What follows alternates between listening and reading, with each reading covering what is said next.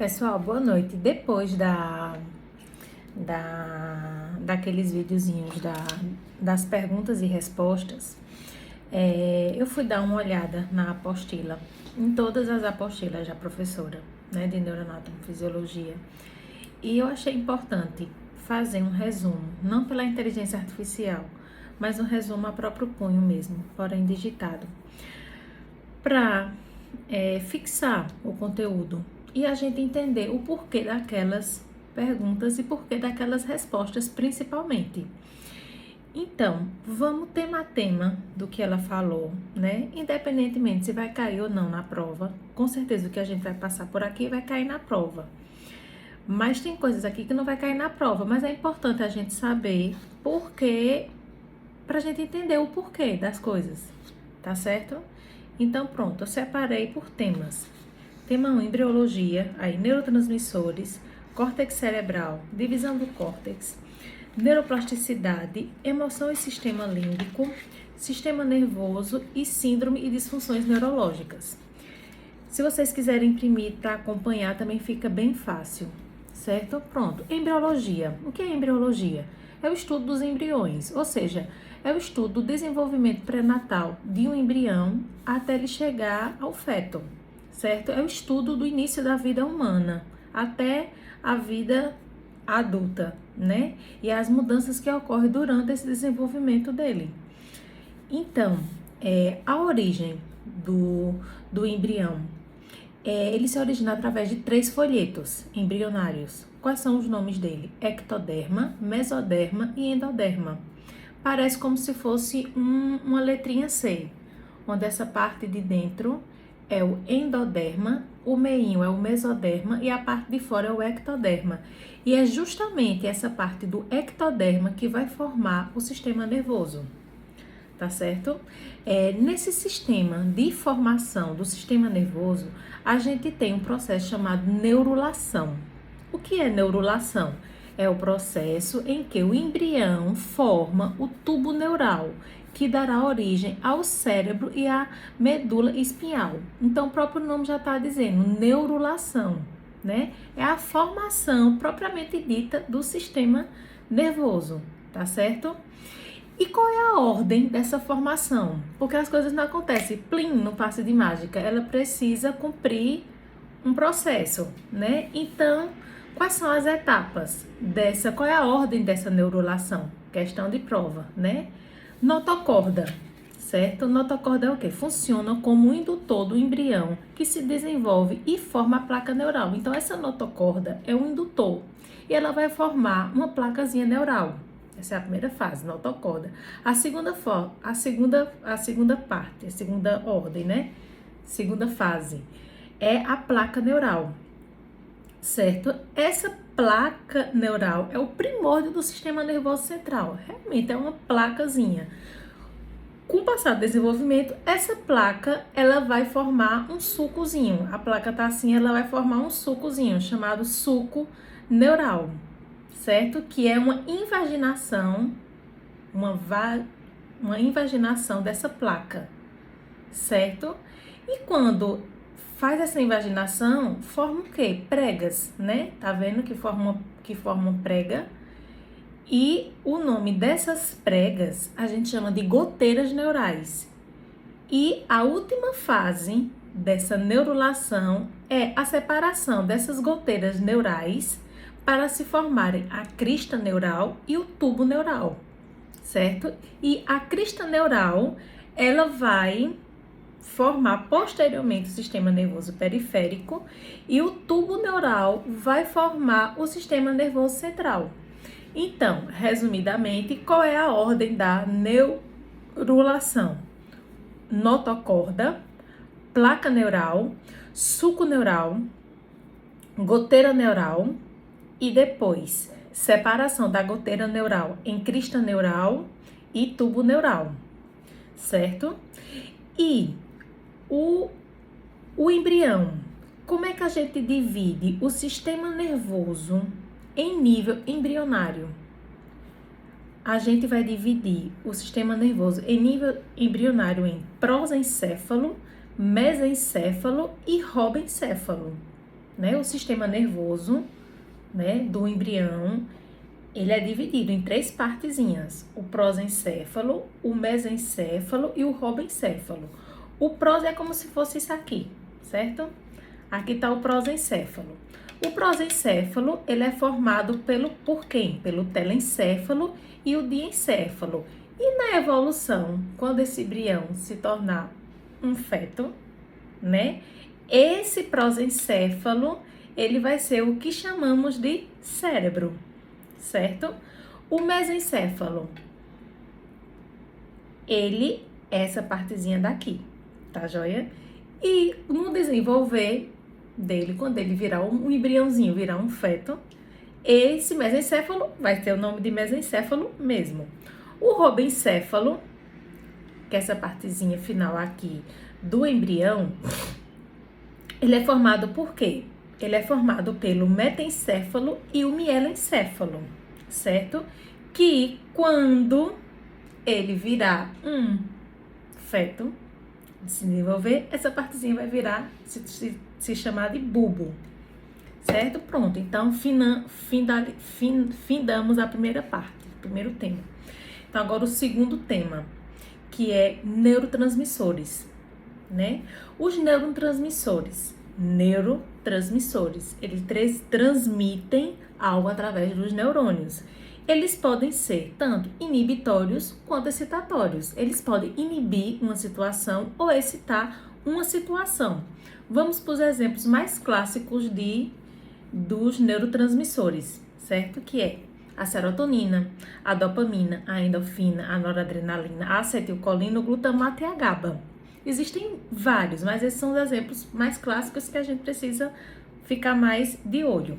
Com relação à depressão, a gente fala muito em neurotransmissores e depressão, né? E o que é que acontece com os neurotransmissores na depressão? O que vai acontecer? Vai acontecer uma alteração nesses neurotransmissores. Aí você pergunta, quais são os neurotransmissores que a gente mais fala na depressão? É a serotonina e a endorfina. E essa alteração nos neurotransmissores é justamente a diminuição deles, tá certo? Há uma diminuição na quantidade desses neurotransmissores, certo? Porém, a gente tem que botar uma observação que mesmo havendo uma diminuição desses neurotransmissores, a bomba de recaptação deles, onde é que fica essa bomba de recaptação? Entre um neurônio e outro, certo? Aqui está o final de um neurônio, aqui o começo do outro. Aí eles vão se ligando. Isso aí é fenda sináptica, a comunicação entre os neurônios. Então, essa bomba tá aqui, dos neurotransmissores, certo? Então, mesmo com pouco neurotransmissor aqui, mesmo com pouca serotonina aqui, por exemplo, mas a bomba tá funcionando. A bomba e a enzima tá funcionando. Porém, normalmente, agora tem pouca quantidade de neurotransmissores. Aí, por isso que nos tratamentos, nós utilizamos medicações que vão inibir essa recaptação dos neurônios. O que é recaptação? Por exemplo, a serotonina sai daqui, é passada para cá. Aí ela é reaproveitada, recaptada e vindo para esse lado. Aí há esse reaproveitamento, é a recaptação. Por isso que existem medicamentos que são denominados inibidores de recaptação de serotonina, por exemplo, né? Que o que é que vai acontecer? Ele vai fazer com que essa recaptação seja bem demorada, para dar maior sensação de alegria, né? De prazer, certo? Então, é isso. Terminamos esse ponto. Vamos para o próximo. Tem 1, 2, 3, 4, 5, 6, 7, 8. Quando eu fizer quatro temas, aí eu paro e faço outro vídeo, certo? Vamos para o próximo. Córtex cerebral. Aí a pessoa pergunta, o que é córtex cerebral? Córtex cerebral nada mais é do que a parte externa do nosso cérebro, aquela parte rosinha do desenho do cérebro, não tem? Isso é o córtex cerebral, certo? E o encéfalo, ele vai se dividir justamente em quê? Em cérebro, tronco encefálico e cerebelo. Se perguntar, o encéfalo É composto por quê? Pelo cérebro, certo? Pelo tronco encefálico e pelo cerebelo. O cérebro, ele se divide em telencéfalo e diencéfalo. O tronco encefálico se divide em mesencéfalo, ponte e bulbo. Se vocês verem lá no slide, tá um esquemazinho bem direitinho. E o cerebelo, certo? Então, pronto. Encéfalo é o quê? É o cérebro, é o tronco encefálico e o cerebelo. O cérebro, ele se divide em telencéfalo e diencéfalo. O tronco encefálico se divide em mesencéfalo, ponte e bulbo. E o cerebelo é o cerebelo. Outra estrutura que é muito importante a gente saber é o corpo caloso. O que é o corpo caloso?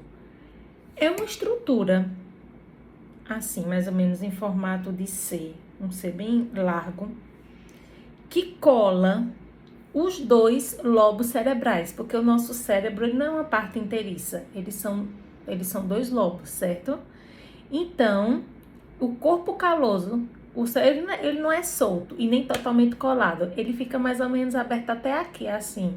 Então, tem uma estrutura aqui chamada de corpo caloso.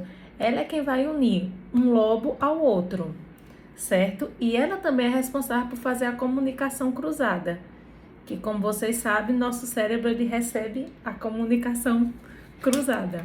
Por isso que às vezes a pessoa diz que fulano está com a constelação trocada. Certo? Pronto. E no córtex cerebral, o que é que existe? Quando a gente visualiza um córtex cerebral, aquela parte, aquele negocinho rosa, quando a gente visualiza, a gente vê o quê? A gente vê um monte de emaranhados, né? A gente vê sulcos e giros. O que são sulcos? Sulcos são os buracos e giros são as dobras, certo? E por que existe esse sulco e esses giros? Para poder aumentar a área da superfície. É a mesma coisa. Pegar aqui um exemplo dessa cestinha aqui, certo? Essa cestinha aqui. Se eu puxar esse fio todinho, é capaz de eu chegar até a porta da minha casa. Mas se eu condensar ela todinha, enrolar ela todinha, ó, tá vendo? Então, eu tenho uma área restrita aqui. Então, a função dos sulcos, que são os buracos, e os giros, que são as dobras, é aumentar a área de superfície. Aumentando a área de superfície, consequentemente, você vai aumentar o número de neurônios dentro desse cérebro, certo? E existem vários, olha, cada sulco, cada giro tem um nome, mas existem os principais, né? Existe o giro pré-central, que ele tá na parte frontal, na parte da frente, o giro pós-central, que ele tá mais nessa parte de trás. A gente tem o sulco central e o sulco lateral, certo? Então, são esses dois giros e dois sulcos, que são importantes a gente saber da existência deles, certo? Outra expressão também muito importante é a somatotopia. O que é somatotopia? Lembra, não sei se vocês já viram o estudo da acupuntura, ou então estudo de massagem chinesa, japonesa, não sei, oriental, que o solado do pé fica, por exemplo, pronto, faz quanto que é meu pé. Aí essa partezinha aqui do pé é o pulmão, essa partezinha do pé aqui é o coração, aqui o estômago. Aí eu faço bem muita massagem aqui para aliviar a parte onde está dolorida.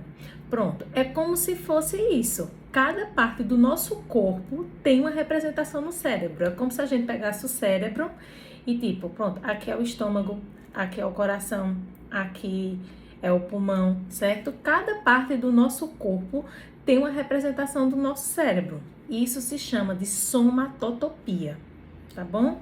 Pronto, vamos para o próximo tema. Eu subdividi esse tema do córtex cerebral na parte de divisão do córtex, que são questões de divisões funcionais, certo?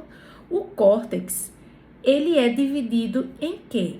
Em áreas de projeção e em áreas de associação. Tem uma pergunta que ela fez pra gente, né? Área de projeção e área de associação. As áreas de projeção, a gente chama elas de primárias. E as áreas de associação, a gente chama elas de secundárias e de terciárias. Essas áreas de projeção primárias, elas exercem funções tanto sensitivas quanto motoras, certo? Aí eu botei aqui no resumo para vocês darem uma olhadinha sobre essas funções. Eu acho que não é importante falar para o vídeo não se estender muito, né? Mas é importante a gente ver que nessas áreas de projeção primária, certo? A gente vai ter se acontecer algumas lesões, essas lesões vão afetar o quê? Vão afetar a área visual e a área auditiva, certo? E nas áreas de associação, a gente viu que a área de projeção é o quê? São as áreas primárias, elas são sensitivas e são motoras.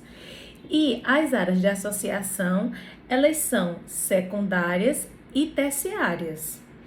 Elas não são necessariamente, exclusivamente sensitivas e motoras. As suas funções são ligadas mais às questões psíquicas mais complexas. Enquanto nas áreas de projeções primárias, a gente fala mais nessa parte motora e sensitiva, quando a gente chega nas áreas de associações secundárias e terciárias, a gente fala nas funções psíquicas mais complexas. Tá certo? Então, a gente vai...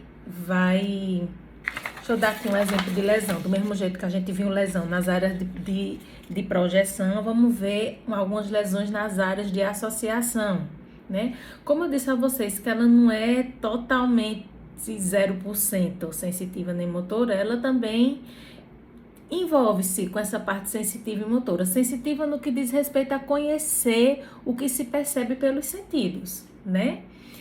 Então, quando a gente tem uma lesão nesse aspecto, a gente tem a lesão, tem dois tipos de lesão, afasia e amusia. Afasia é a dificuldade de interpretações de linguagem e lesão, amusia, são dificuldade de interpretar ações musicais, certo? Isso aí são lesões das áreas de associação, certo? Lembra que a gente já falou das áreas de projeção, certo? Que são lesões motoras e sensitivas, como cegueira, surdez, né? Que são motoras e sensitivas. Já na área de associação, a gente vai ter esse tipo de lesão, né? Temos também outro tipo de lesão chamada lesão agnosia, que é o quê? Que é a perda da capacidade de reconhecer objetos, apesar das vias sensitivas. Por exemplo, eu sou cega, Deus me livre, eu sou cega. Aí eu tenho na minha frente um bolo. Então, pelo olfato, eu sei que aquele é um bolo. Então, eu tô tendo uma capacidade de reconhecer um objeto pelo olfato, né? Mas eu sou cega, tal, eu tô vendo aqui que tem, pelo tato, eu tô vendo que isso aqui é uma caneta, certo? Pronto, então isso chama-se agnosia, que é essa perda de capacidade. A gente tem essa capacidade de reconhecer, aí quando a gente perde essa capacidade de reconhecer os objetos pelos sentidos, a gente chama-se de agnosia. Outro tipo de lesão, ainda falando das áreas de associação, certo? Tem a apraxia, que é o quê? Que é a incapacidade de executar determinados atos voluntários sem que exista qualquer déficit motor. Por exemplo, eu não tenho nenhum problema nos meus braços, mas naquele momento houve uma lesão que eu estou incapacitada de mexer meus braços, mesmo se eu não tenho nenhum problema, porque a lesão é cerebral e não no braço, entendeu? Então, é isso. Recapitulando, o córtex, a divisão do córtex, ele se divide em áreas de projeção e áreas de associação. As áreas de projeção são primárias e as áreas de associação são secundárias e terciárias. Pronto, então a gente chegou na metade do assunto. Aí, se vocês quiserem aprofundar, leiam essa partezinha, certo? Vou para o próximo vídeo.